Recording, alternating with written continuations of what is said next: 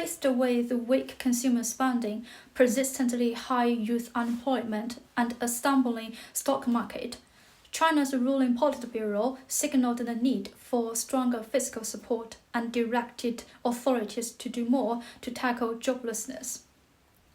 In a broadly worded statement issued on Thursday after its annual mid-year review of its economy, China's Communist Party leadership has urged the government to pursue more proactive tax and spending policies and increase employment support. Politburo statements rarely detail the specific policy measures, instead setting the broad direction for government action. Even by those standards, however, the statement offered few sign of urgency and a major policy shift, reinforcing expectations that Beijing will continue to rely on gradual stimulus rather than sweeping reforms. The Politburo said it will fully leverage the effectiveness of existing policies, promptly plan and introduce practical and effective incremental policies.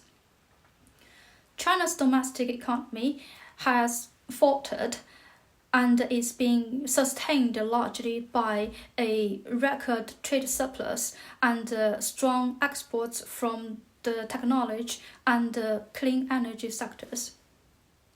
The Politburo continues to rely on incremental steps to pull the economy along, said Eswar Prasad, Cornell University economics professor and former leader of the China division at the International Monetary Fund.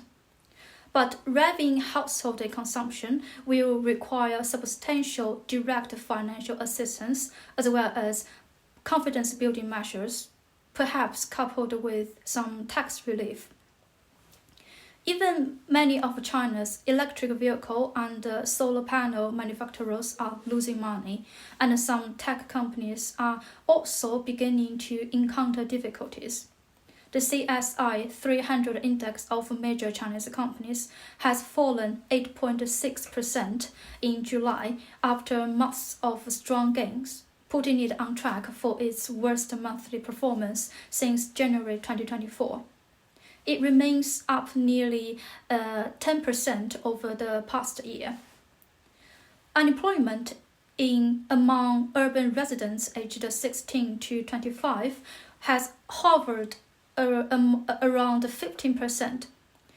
Youth joblessness has created particular social stress for families because almost everyone in this age bracket is the only child, born when China's one-child policy was most strictly enforced. Youth unemployment remained stubbornly high even after Beijing changed its methodology in January 2024 to exclude many young people previously counted as unemployed. According to China's National Bureau of Statistics has yet to release the July data for investment, retail sales, and industrial production, but the June data are very weak, and private service pointed to further deterioration since then.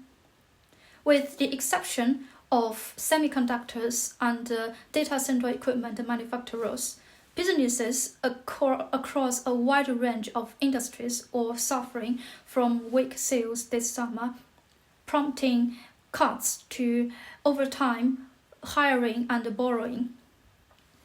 Every key indicator, from revenue and profits to sales prices and hiring, weakened from a year ago, said the China Beige Book, a New York-based data service, in the report published on Thursday based on a survey of 1,436 businesses conducted in the last 2 weeks. Consumer spending remains weak, with much of the housing market is still in crisis. A 5-year nationwide decline in apartment prices has wiped out much of the middle-class savings, in a country where households typically hold 3/4 of their assets in real estate. Economists inside and outside China have urged the government and the state-controlled banking system to devote fewer resources to industrial policies supporting exports and high-tech industries, and instead provide more financial support to households, particularly lower-income rural families. In a speech last month, Liu Shijing, a former vice minister at the Development and Research Center, an influential government think tank, said China's manufacturing sector is globally competitive, but many industries face overcapacity while the needs of some people remain unmet. The East is Red, a Beijing newsletter, distributed a text of the speech this week. There have been tentative signs recently that the housing prices are stabilizing in some technology hubs such as Shanghai, Hangzhou, and Shenzhen, but the housing market remains deeply weak across hundreds of other cities, particularly in the country's interior, far from coastal export centers. According to official data, China's economy grew 4.3% in the second quarter from a year earlier, the slowest pace of expansion that Beijing has reported in 3 years. Many Western economists believe the actual growth may have been considerably weaker.